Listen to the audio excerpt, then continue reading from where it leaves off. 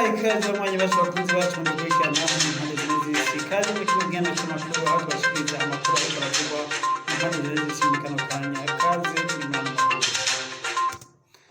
Tugiye kubaha ikaze rero muri ano makuru yacu ariko aravugwa muri kano kanya kw'isi. Twongera tubibutsa kugira sabone, kugira subscribe ku bakoresha ururimi rw'icongereza. Kaze muri kino kiganiro c'ano makuru.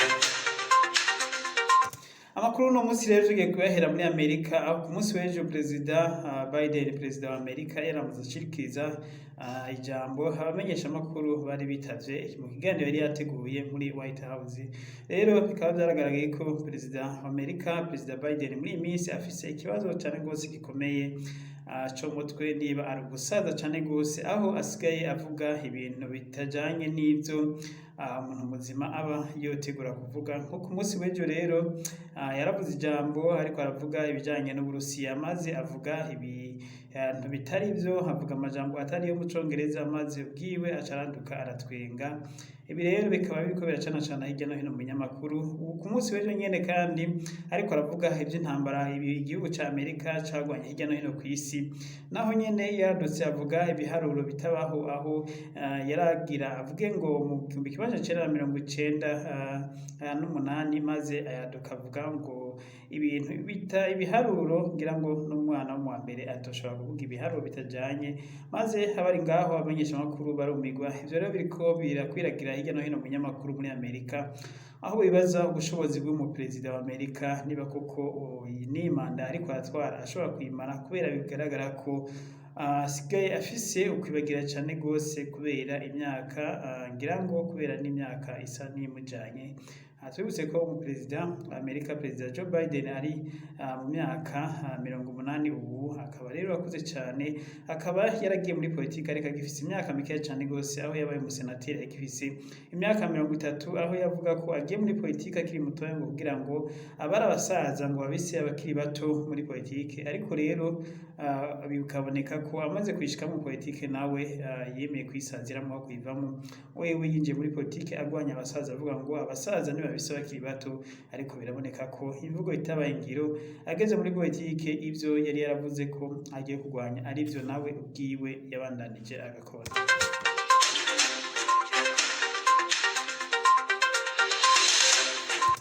Ayandi makuru ariko aravugwa hirya no hino kw'isi n'amakuru y'intambara n'ubundi Uburusiya na Ukraine, aho ku munsi amezi abiri arenze ko nibura imisi 4 intambara y'Uburusiya na Ukraine itanguye. Ubu rero intambara iriko iragwanirwa mu gace ka Donbas region. Aha naho rero ku munsi w'ejo igisirikare ca Ukraine kikaba camenyesheje ko cigaruriye village imwe mu mavirage igihugu c'Uburusiya cari cafashe muri aka gace ka Donbas region.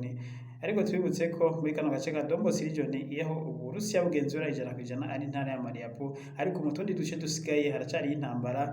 Benshi rero bamato bazaba bihenda ko kano kare ka Donbas region n'akarere kanini cyane gose ntabwo kagizwe n'intara ya Mariupol gusa nk'uko bamwe babivuga. N'ubu rero haracari intambara mu tundi duce, ariko intara ya Mariupol haracariho abasirikare gusa bakiri muri ya handake ya Azovstal. Aba rero nibo bakiriko bashobora kugwana canke bazoshira ibigwanisho hasi bagasohoka bagafatwa mpiri n'abasirikare b'Uburusiya basanzwe bagose ino handake. Ariko rero utundi duce twotwo abasirikare b'Uburusiya baracagwana, ariko iyi ntara niyo abasirikare b'Uburusiya bazingiye bakagota abasirikare ba Ukraine. Bitagikunze ko binjira hano, ngira ngo bizobagora ko wongera kwinjira hano ngo baze gutabara bano bari muri ino handake. Ayandi makuru ariko aravugwa kw'isi rero ni ivy'ibigwanisho biriko birarungikwa muri kano gace, muri kino gihugu ca Ukraine, aho igihugu ca Amerika cemeye miliyoni 30 za mbere z'ibigwanisho vy'ubuvuba biriko biragenda. Ariko muri rusange igisirikare igihugu ca Amerika kikaba cemeye miliyaridi 3 z'amadolari y'abanyamerika, yose akaba agenewe kugura ibigwanisho vyo kujana muri Ukraine ndetse no gusanura igihugu ca Ukraine inyuma y'intambara. Ariko imiliyoni 30 za mbere ibigwanisho biciye izo miliyoni bikaba biriko birajanwa muri Ukraine, ndetse n'ibindi bihugu rero nk'Ubufaransa n'Ubugermani na Sweden n'Ubwongereza bikaba navyo biriko birarungika ibigwanisho vyinshi cane gose birimwo air defense missile ndetse n'amaburende n'ibindi bigwanisho n'amabombe n'amasase, ibikoresho vyose bijanye n'intambara. bino bihugu bikaba vyemeje kurungikayo ibikoresho byose bishoboka bafise kugira ngo hagarike Putin, bahagarike igihugu c'Uburusiya kubandanya gifata igihugu ca Ukraine, ndetse bavuga ko atankeka Putin azotsindwa mu gihe bino bigwanisho vyoba bishitse mu minwe y'igihugu ca Ukraine.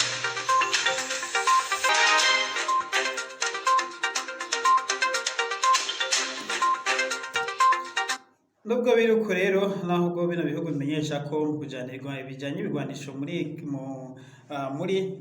Ukraine, ndetse ko bivugwa ko kubigwanisha bariko bajana muri Ukraine ko bizotuma Uburusiya butsindwa. Uburusiya nabwo bwamenyesheje ko butarota butsindwa muri ino ntambara, ko Uburusiya bwiteguye gukoresha ibishoboka vyose, gukoresha inguvu zose zishoboka, ndetse ko Uburusiya bushobora kudeklara intambara yiriwe ku gihugu ca Ukraine, maze bakabona gukoresha ibigwanisho vyose bafise, maze iyi ntambara ngo ntibarota bayitakaza bayitsindwa n'igihe na kimwe. Ibi rero ntivyamenyeshejwe n'umushikiranganji wo kwivuna amaso w'Uburusiya biciye ku muvugizi wiwe.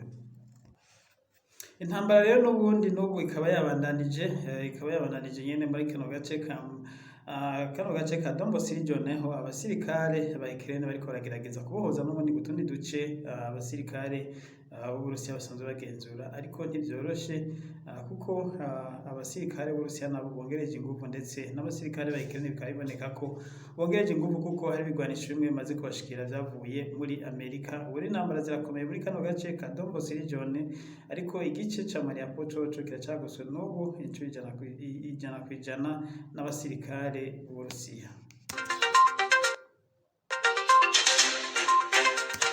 Tuve ngaho rero tubabwire amakuru ariko aravuga ngaha muri East Africa, aho umuririmvyi w'umunyatanzania asanzwe azi cyane ku izina rya Harmonize ariko arahura n'ibitutwokwita ko ari ibyago yahuye navyo, aho yari mu rugendo mu rugendo rw'akazi yariko aragira ibiteramo mu gihugu ca Kenya. Ubu rero Harmonize akaba yari yaje muri igihugu ca Kenya aje guperforminga, ndetse mu performance yagize muri kino gihugu ca Kenya yarerekanye n'izindi ndirimbo zishasha yasanzwe aheruka gusohora. Ubu rero akaba yari mu gace ka Mombasa. Kano gace rero akaba atari ubwa mbere yari akagendeyemo aza kubagiramwo ibiteramo, ko hasanzwe hafise n'abanywanyi benshi cane gose mu gice ca Mombasa.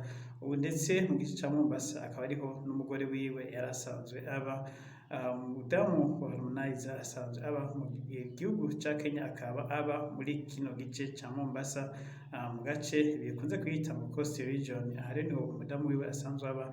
Rero Harmonize yari kugira ibiteramo, ariko rero uyu munsi imbere yuko yari yateguye gutaha yihutihuti ntivyamworoheye cane gose, rero aho yahavuye afatwa aranapfungwa, ndetse umwanya tuvugana amakuru akaba afungiwe mu gihugu ca Kenya.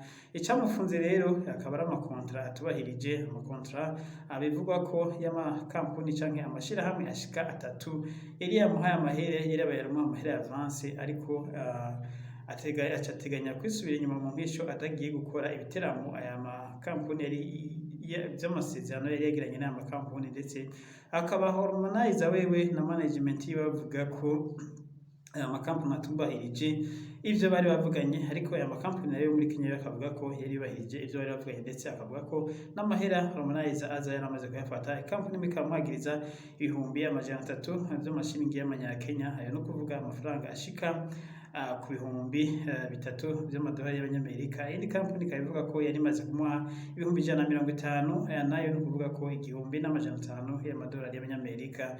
Abe rero bikaba vyatumye Harmonize afatwa, ndetse akaba yafashwe n'igipolisi muri hoteli yaho yarari. Akaba yari yateguye gufata indege gihutihuti no munsi atanobimenye, aho yari yashatse kwisubira mu gihugu ca Tanzania.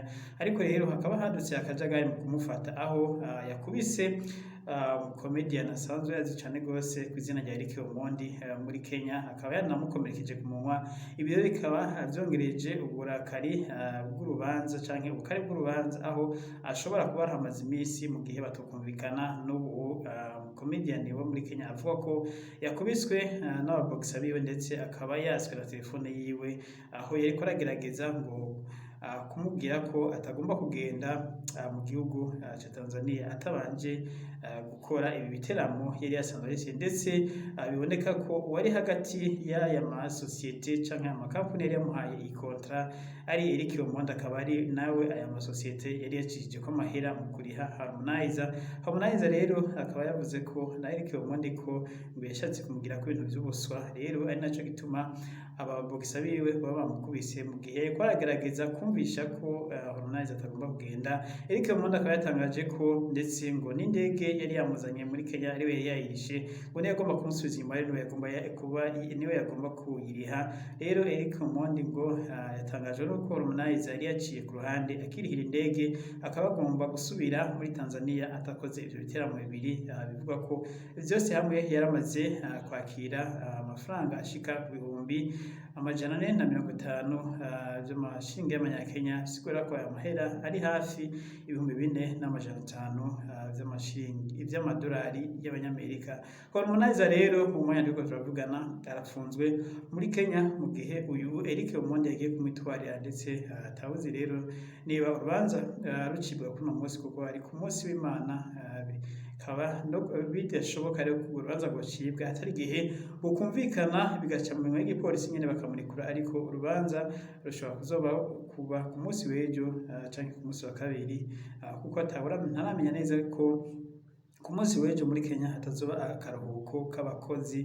Rero mu gihe waba akaruhuko k'abakozi bishika ko Harmonize gufungwa kugera ku munsi wa kabiri aja mu bucamanza, maze akumvirizwa akarekurwa n'ubucamanza abaye umwere canke akarekurwa vy'agateganyo, ariko yamaze gufatwa ari mu minwe y'igipolisi, arafunzwe kuko yagirizwa gukubita uyu Eric Omondi ndetse no kutubahiriza amakontra y'aba banyakenya. N'aya makuru rero twamenye ko vya Harmonize mu rugendo yari asanzwe ari muri Kenya, akaba rwahavuye rurangira apfunzwe, atawuzi rero ko ashobora kurekurwa mu gihe atoba arasubiza mu mahera canke ngo yemere gukora bino biteramo. Yandi makuru havugwa ngaha nyene muri Kenya ariyo turangirije ko kino kiganiro c'amakuru. Ku munsi w'ejo barashinguranye iteka wahoze ari perezida wa Kenya Mwai Kibaki, ubu akaba yatwaye kuva mu 2003 kugera mu 2013. Uyu rero Mwai Kibaki akaba ari umuperezida yatwaye neza cane gose muri Kenya. Abanyakenya cane gose bashimiye, ndetse yaramarira menshi n'umubabaro mwinshi kubona perezida wabo bivugwa ko yabaye intwari, yatwaye kurusha abandi baperezida bose abasezeye, ariko